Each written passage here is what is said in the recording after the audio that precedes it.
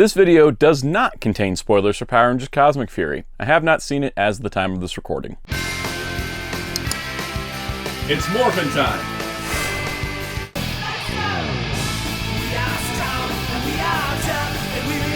Hello, this is Soundout here, and welcome to another Power Rangers video. Today is the official release date for Power Rangers Cosmic Fury, so as part of the ongoing 30th anniversary celebration of the franchise, my ongoing series of videos on the franchise, it's time to talk about team-ups, because I sort of, I've been going through the year. I talked about every Power Rangers series, movie, and comic, and like what order to watch them in and what goes with what. I ranked every single Ranger ever in a live stream, which was one of the most fun experiences ever. I've done a video on my personal history with Power Rangers, so let's rank some Power Rangers stuff. Let's actually do some rankings, and it's not going to be like a tier list ranking like we did the Rangers.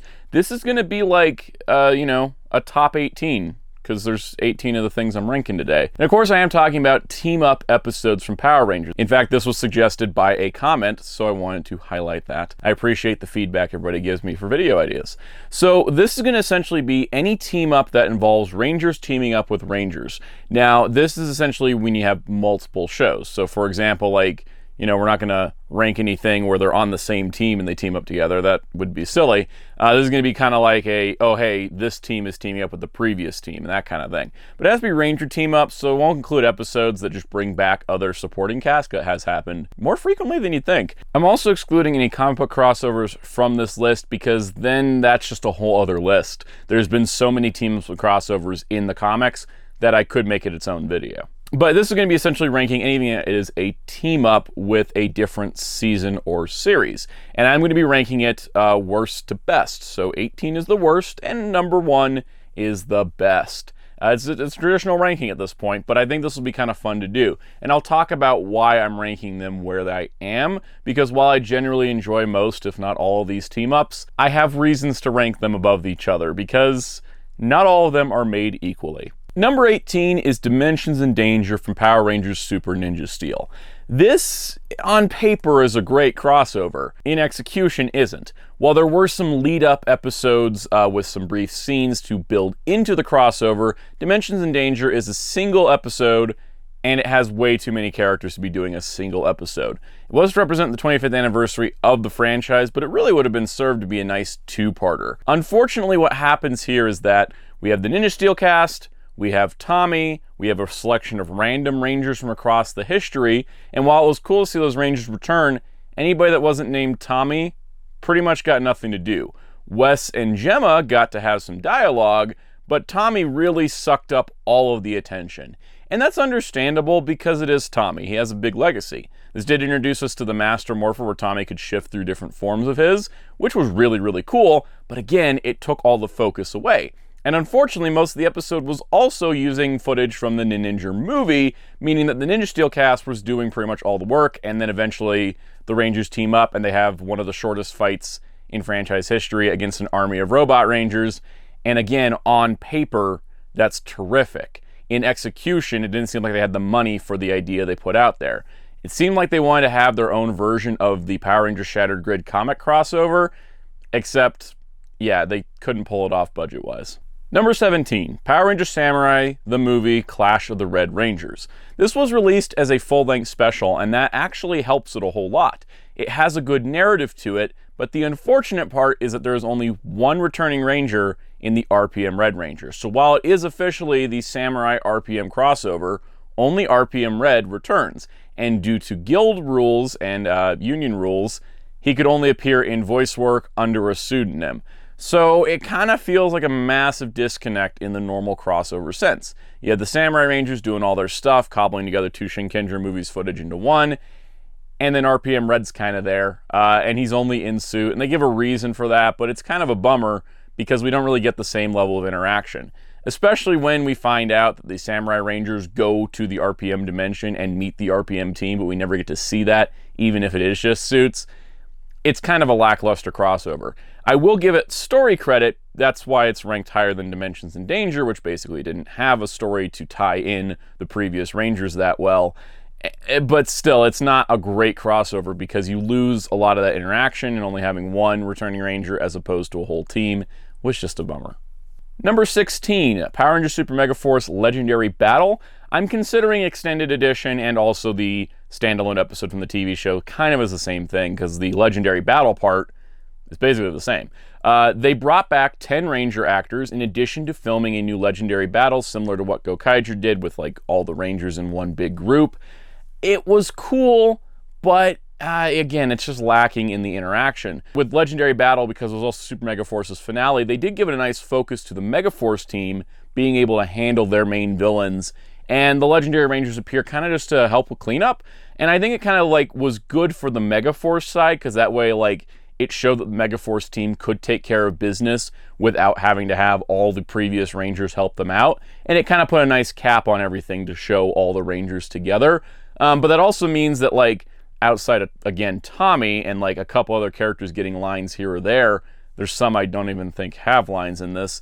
Most of the returning actors don't really get to do anything. Like, we don't get to find out what Mike and Emily have been up to since Samurai, that sort of thing. And I think that kind of makes it a little bit of a lackluster crossover, even if it's kind of a fun episode. And again, a good finale for Megaforce, because they didn't have to be completely bailed out by another team of Rangers or, you know, all the Rangers showing up to settle their business. The Megaforce Rangers were able to take care of their own stuff, and I think that is good for that. That's why it's ranked as high as it is, but much lower than some others. Number 15, Power Rangers in Space Shell Shocked, a crossover between Power Rangers in Space and Ninja Turtles The Next Mutation. So Ninja Turtles Next Mutation was a show that Saban was producing at the time in Vancouver. So Power Rangers in Space was shot in LA, which means when you look at this crossover, it's canon to Power Rangers, may not be canon to Next Mutation. Only one voice actor is retained from New Next Mutation, and everything is a little bit off because it's a different production team completely. The other thing is it's not a great episode because the Turtles are kind of off even from their Next Mutation appearances. The Rangers kind of, you know, are at the mercy of it. It's also episode 4 of the season. It really breaks up the flow when you're starting to get into things, the new status quo with the Rangers and sort of establishing what the storyline of Power Rangers in Space will be. And then at the end of episode 3, Save Our Ship, they toss in a teaser for Turtles showing up. Then the Turtles show up. Then the Turtles leave, and it's like never acknowledged again that they met the Ninja Turtles. It's an okay episode, but it's a really weird crossover overall. Number 14, Mighty Morphin Power Rangers A Friend in Need Parts 1 through 3. This was the 3-parter that kicked off Season 3 of Mighty Morphin, and I still think is the weakest part of that season. That's my favorite season of Mighty Morphin, but this doesn't do great. For one thing, it was a backdoor pilot for Saban's adaptation of Kamen Rider Black RX known as Masked Rider, and honestly, it's better than anything Masked Rider did. Unfortunately, like the screenshot here, it looks like that most of the time because they're on Edenoi, which for some reason has the most intense orange filter to it. I don't get it. It's ugly to look at. It kind of takes away from the crossover. Also, Kimberly is just absent from it because she's homesick. Really weird stuff. So it's not a great crossover. It's a good introduction for Masked Rider, which the Masked Rider series never acknowledges. So once again, canon to Power Rangers, not canon to thing it crossed over with. It's weird that happened twice. It's cool in its concept. I think in execution, it's kind of a hard episode to watch, mostly because of that color filter. Number 13, Power Rangers Zeo's Rangers of Two Worlds Parts 1 and 2. This was a really cool episode because it brought back the Alien Rangers who were the season prior. There was that little gap between Mighty Morphin Season 3 and Zeo where the Alien Rangers were the main team, and so it was nice to bring them back. It's mostly kind of a Zeo episode more than anything, and the Alien Rangers play like a secondary role in it, which is kind of why it's a little bit low. And most of the stuff the Alien Rangers do was the Sentai footage from O-Ranger versus Kaku Ranger, where the Kaku Rangers also barely got anything to do. Kind of weird that I think both those crossovers are a little bit lacking in the representation of the ninja people. It's also like so late in the Zeo season, it's more of a Zeo episode than a Alien Rangers team up, and also because the Alien Rangers in general, they're kind of underdeveloped. There isn't really anything to follow up on with them. It just kind of felt like a natural thing to happen, more so than a big event. Number 12, Power Rangers Super Ninja Steel The Poise Show. This was actually their Christmas episode, and it was the final episode of Ninja Steel overall. This is a crossover between Ninja Steel and the Dino Charge Blue Ranger. The main reason is because the Ninja Steel Blue Ranger and the Dino Charge Blue Ranger are played by real-life brothers, so they wanted to have a crossover with the two brothers together, and it's really cool. And I kind of like that after Dimensions in Danger, which also featured Kodo the Dino Charge Blue Ranger, we got a bit of a follow-up to that. And in fact, because there isn't a huge cast being crammed into an episode that has too much Sentai footage, Actually, I think this episode is mostly original footage. It was nice because we actually got interaction between Preston and Koda, which means we got interaction between the Sudarso brothers. And I think that was kind of like a cool, like, real-life parallel to the actual episode, and it's a pretty decent episode overall. Plus, it follows up on the weird plot thread of let's bring Sledge back. I think in terms of crossovers, it was a nice little, like, pin to put on the end of Ninja Steel, especially when fans were wondering after Dimensions in Danger, were the two brothers going to get to interact on screen as their characters? Because that was, I think, what everyone was looking for. And that's what this episode is. Number 11 might surprise you, it's this low. I have massive nostalgia for this episode due to it being on DVDs and VHSs, but this is Power Rangers Lightspeed Rescue Trakeena's Revenge Part 1 and 2. This one isn't great, and the main reason I say that is because the Lost Galaxy cast, including Trakeena herself, are super downplayed in this. What we've heard recently from Trakeena actress Amy Miller is that this was originally pitched as like a single episode, and so her contract was for a single episode. Then she found out it was going to be a two-parter, and it was being sold at McDonald's through a VHS tape. And so she said, well, why aren't you paying me more than just a single episode rate? And then she left because she basically wasn't getting her pay. Bad on Soundout Productions, as usual. But anyways, Trakeena's Revenge has not the original Trakeena actress. It doesn't feature Lost Galaxy cast in high capacities. Even like the Red Ranger Leo wasn't even there for all of filming. You can tell when there's a stand-in, and you can tell when he's been ADR dubbed in by somebody else. It's kind of awkward, especially because two of the Galaxy Rangers don't even appear till the second part. And while they did get to use some cool Sentai footage for the Zord fight, it's just not a great crossover. It doesn't feel like the Lightspeed Rangers and the Galaxy Rangers really had a nice crossover. It was more like the Carter Grayson and that little girl that he told to pull the fire alarm crossover, more so than an actual crossover with Lost Galaxy, which is a bummer because I think we would have liked to have known what happened to everybody on Lost Galaxy after they made it to their final destination. Number 10, you're going to start noticing a trend here. Time for Lightspeed from Power Rangers Time Force. It was a crossover between Lightspeed Rescue and Time Force. It's also one episode too short. The teams don't get to interact enough, and that's why it's low. It's still really well made, and I think as a premise it works, but I also felt like we didn't get to catch up with the Lightspeed Rangers in a way I really felt significant. And that's kind of a bummer because I kind of wanted to see more of that. It was weird that in Time Force we didn't get a two-parter when Trakeena's Revenge was a two-parter, and the next crossover was a two-parter. It's kind of weird that it was a single episode. And also the way they defeated the monsters was super underwhelming. It's a cool crossover just to see the teams working together. Unfortunately, I don't think it has enough of the Lightspeed Rescue team in order to feel like it deserves a higher spot than number 10. Number 9, Power Rangers Beast Morphers, Finders Keepers, Making Bad, and Grid Connection. This was a 3-part crossover. Even if Making Bad is mostly clip show, it is part of the arc. And it actually was wove into the storyline of Beast Morphers, so it kind of felt like it was a natural extension, but this was a crossover between Beast Morphers and Dino Charge, and then later on some inclusion of Mighty Morphin and Dino Thunder in suit-only roles. But the first part of this, the Finders Keepers part, the crossover with Dino Charge, was great. They got 4 of the actors back in person, 2 through voice work, so we had a full team crossover with Beast Morphers, which hadn't happened. I don't think there was any full team crossovers otherwise.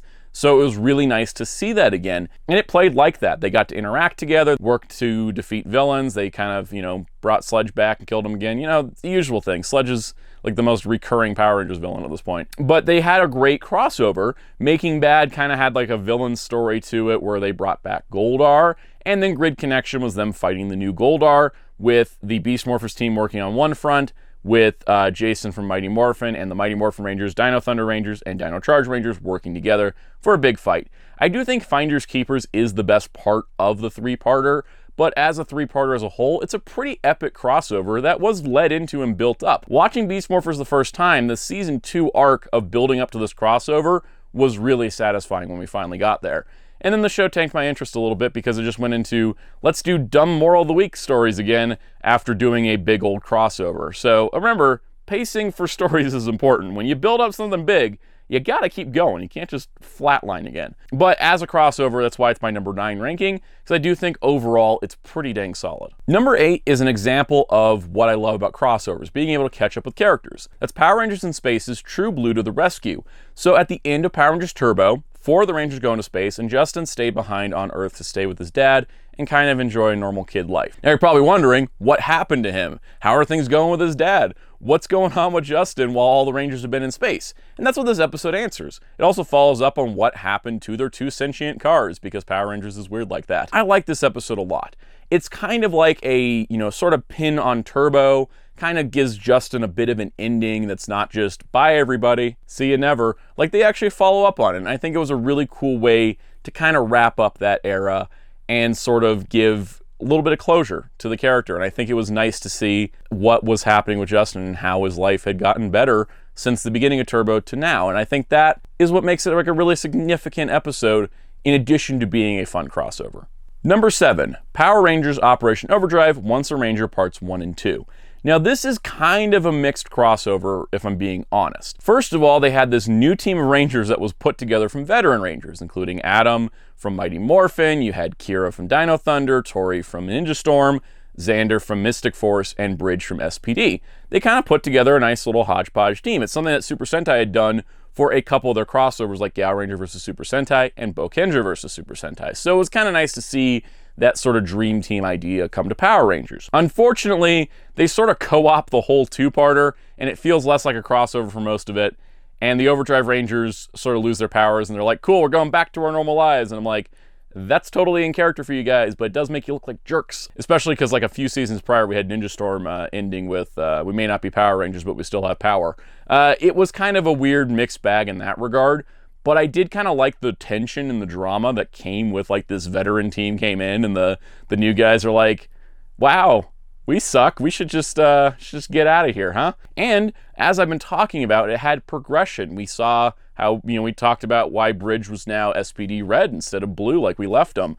How we talked about, which characters were moving up, what Adam was doing. It was a nice catch up in addition to having those interactions and the drama. So good on you, Once a Ranger. I think you actually did a pretty solid job overall. Speaking of catching up and speaking of Adam, Power Rangers in Space, always a chance. Continuing from how Carlos was introduced as a supporting character in Adam's story in Turbo, this is now having Adam as a supporting character in Carlos' story in Space.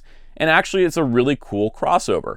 Not only do we have really solid continuity, what we've seen in Mighty Morphin with the damaged morphers they had prior, really good continuity with the connection between Carlos and Adam. They had this mentor-student relationship, and that got to continue here as Carlos kind of goes through a crisis of faith in him being a Ranger. And I think that's really, really cool. It's a neat episode. It's kind of like, you don't have to do the team-ups as these big, bring 2 whole teams together. Sometimes you can just bring back a character that has history with another character and have a really great solid episode about that. And I think that's why it's a well-known and well-loved episode. Now this is a weird one. Number 5, Power Rangers SPD, History and Wormhole. These are 2 different episodes. Official episode order-wise, they're like separated by like 4 episodes. I'm including them together because they have a similar premise. History involves the SPD Rangers and the Dino Thunder Rangers crossing over in a sort of time travel situation. What's interesting about this is that the actual Dino Thunder team is only the core 3 of Connor, Ethan, and Kira, where it's the full SPD team. And that, I think, is kind of a fun episode because it takes place 1 year after Dino Thunder. So we got kind of a follow-up on what happened to them after high school, and that was really cool to see. It was also nice to have a crossover with SPD in that regard. And because SPD took place in the future, you had to do the time travel thing, which means the Dino Thunder Rangers didn't remember actually doing that.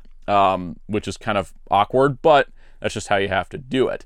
And then a few episodes later, we got Wormhole, which Wormhole takes place for SPD after History, but for the Dino Thunder Rangers, it takes place during the show when Dr. O and Trent were still available.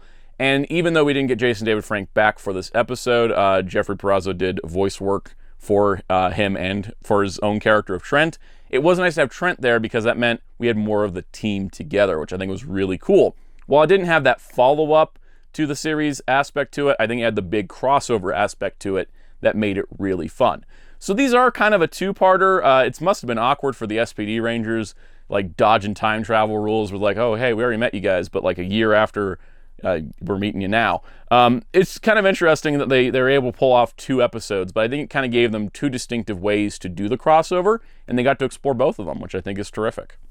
Number 4, Power Rangers Wild Force Forever Red. This is probably one of the most legendary crossovers Rangers has ever done, and I'm actually surprised they pulled it off. They got 9 out of the 11 Red Ranger actors back, missing Rocky and Ariko. Ariko was still there as the Red Alien Ranger, but he was voiced by somebody else. And it was really cool to see the legacy of Power Rangers brought together with like Red Rangers from every season. And I think that was just such a cool way to do it. It was a single episode. It was supposed to be a 2-parter, but like Bandai didn't want to pay for the part 2 because they're like, why are we promoting old toys or some drama stuff there? So we couldn't have gotten as much more than we did. But what we did get was pretty spectacular. Incredible action scenes, great interactions between characters, the feeling that this is one connected universe and not something that reboots every year. It really was terrific. We even got like a Bulk and Skull cameo in there. So it felt like a perfect celebration of the 10th anniversary of Power Rangers, and I think that is a really solid, excellent episode. But being only one part as opposed to 2 does hold it back from the top 3. Number 3, Power Rangers Dino Thunder Thunderstorm. This was probably the best crossover that the Disney era produced, and that was between the Dino Thunder team and the Ninja Storm team. Everybody came back from Ninja Storm, including supporting cast, including the villain, and we had a terrific 2-parter of episodes. It's really hard to do these top 3, but I had to put this as number 3 just because I like the other 2 above it a little bit more. It has one of the coolest hype-inducing morphs of all Power Rangers history. It has great character interaction. It has a really dramatic plot where the Ninja Storm Rangers get turned evil, and so you have the fights between the teams, you have the teams working together, you have the villains working together. Like Lothar and Mesogog in the same scene together is just terrific. And even right now I'm second guessing it being number 3, but hey, it's still pretty dang good. It's a terrific crossover with really great action, really great acting, good storytelling. It nails on every single point that you could have. It follows up on the Ninja Storm crew as well. There's nothing bad I can say about this crossover, honestly. It just hits it out of the park at every single point. But number 2 is higher than it. Power Rangers Wild Force Reinforcements from the Future Parts 1 to 2. This is a 2-part episode that might be the closest to a movie event in a Power Rangers season properly. It's what Clash of the Red Rangers thinks it is. Reinforcements from the Future has some of the highest production value I've seen on Rangers. It was like at a time where they were really willing to spend money. A great drawn out story that's not trying to get things to the action as quick as possible. You get follow-ups on every character from Time Force, even possible budding romances between Time Force and Wild Force Rangers, which I never expected. A really terrific story that continues the themes of Time Force forward, that moves forward its characters. Like almost every Time Force character that had a story, and by that I mean Eric, Wes, Jin, and Ransik, they all continue forward. You bring back Ransik, you bring back, the actual Wild Force characters are there and the Wild Force villains. It's terrifically done because it feels like an extension of Time Force while also being a great moment for Wild Force as well. It really feels like the 2 teams are melded together. The action sequences are terrific. There's a bunch of unmorphed fights in these episodes that are like the coolest things. There is a sequence where they shut down part of downtown LA to shoot it with some monsters in a plaza, and it is probably some of the craziest stuff we've seen in Ranger history. And it's just, I can't recommend this crossover enough if you've somehow never seen it. It's one of absolutely the best sets of episodes of the entire franchise. But of course, only one can be above it because only one is left on the list. Power Rangers Lost Galaxy, To the 10th Power, and The Power of Pink. The only reason these 2 get higher than Reinforcements of the Future or even Thunderstorm is because these are the most impactful crossovers of the entire franchise. First of all, To the 10th Power was kind of a by-the-books crossover, but it was the first time we actually had 2 distinctive teams. It wasn't just the Alien Rangers, but like 2 teams that had full seasons, bringing back the In-Space Rangers to crossover with the Lost Galaxy Rangers. It was really, really cool. Would have been nice if Zane got to be there, but, things happen, scheduling and all that. But that was a terrific crossover. It brought the 2 teams together, it brought back fan favorite villains, the Psycho Rangers, and kind of moved the story forward for both In-Space and Lost Galaxy. But it did end on a cliffhanger resolved in the next episode, The Power of Pink, which is kind of like the crossover episode where they got to hang out. Essentially, the Space Rangers kind of come in for the battle into the 10th Power, and then Power of Pink, they got to spend more time together, interact together, sort of catch up, see how things are going. The big twist in Power of Pink is the return of Psycho Pink, who survived the previous battle. And the things that happen here changed the entire Lost Galaxy series forever. If you haven't seen Lost Galaxy and you don't want this spoiled, timestamp, skip ahead. I'm going to talk about this. The Power of Pink features the climactic battle between Psycho Pink and the In-Space and Lost Galaxy Pink Rangers. First of all, to have women so prominently put forward in a brand that is typically boys-focused in its marketing and its toy line is terrific. It's great to have an episode like this. It's also tragic as heck because Kendrix dies at the end of this episode to defeat Psycho Pink, something we had not seen in Power Rangers to this degree before. And because Kendrix was a gang cast member, she's out for the rest of the season outside of some Force Ghost appearances. And that was because of Valerie Vernon's real-life leukemia diagnosis where she needed to get treatment. Luckily, she was able to still get her paychecks through the show paying for her medical fees, which was a terrific thing that the production did, and I'm glad they did it. But it did mean that they had to go and find a new Pink Ranger, which became Corone, who was previously Astronema and In-Space. This means this crossover had such a lasting impact that you would never forget it happened. Whereas the other crossovers in Power Rangers and the other team-ups, for the most part, are really fun episodes. A lot of them could be removed from their seasons and nothing would change. This is absolutely the most impact that a crossover ever had. It may have had more of an impact too if Cassie had stayed behind to become the new Lost Galaxy Pink Ranger, as was the original plan. But yeah, Patricia Jolie was like, no, you ain't paying me a guest star role if I'm gonna have to be a main character for the rest of the season. And she was right for that. Saban, you sucked at paying people. The two crossover episodes together, you have one that's kind of your fun crossover, one that's like part fun, part tragedy, but lasting impact is why I rank these as #1. Changed Lost Galaxy forever, and that is not something I can say about pretty much any other crossover episode. Now, I don't know if Cosmic Fury is going to have any crossovers or team-ups that would end up on this list, but I might have to do a follow-up, at least in a YouTube short later, if that is the case. I will say that in general, I do love team-ups and crossovers for Power Rangers. It's something that kind of can be more uniquely attributed to the Sentai formula because Sentai has done them consistently. I think Power Rangers doing them as part of the series as opposed to a spin-off movie kind of makes them feel more organic in a lot of ways. And it's something I've desperately missed in the most recent seasons that have opted to not do the crossovers for different logistical reasons. Partly having American actors flown to New Zealand is expensive, and that does limit the production. But going forward, if Power Rangers is to do seasons where you would have the opportunity to do crossovers, I hope they do them, because I think they're still fun. But always remember that the important part of a crossover is not just, oh look, we can smash our action figures together, but more that like, let's bring back the characters and see what they've been up to. It's something I really do appreciate and enjoy, and that is why the high rankings on the list are the way they are. So that's my ranking. Let me know what your ranking is in the comments below. Also hit the like button and subscribe and the notification bell while you're down there. Check out my live streams Mondays at 5 p.m. Eastern for Power Rangers news and reviews and other talks and more. And if you want to continue the conversation, you can check out the link below to my Discord server where we have a discussion all about Power Rangers. You can also find my awesome graphic designer on the Discord server at darkcloud643. And if you want to find me at any other social media, you can find me at Soundout12. Also be sure to check out Hero Club at hero-club.com for Power Rangers interviews, news, and more. And until next time, this is Soundout saying goodbye.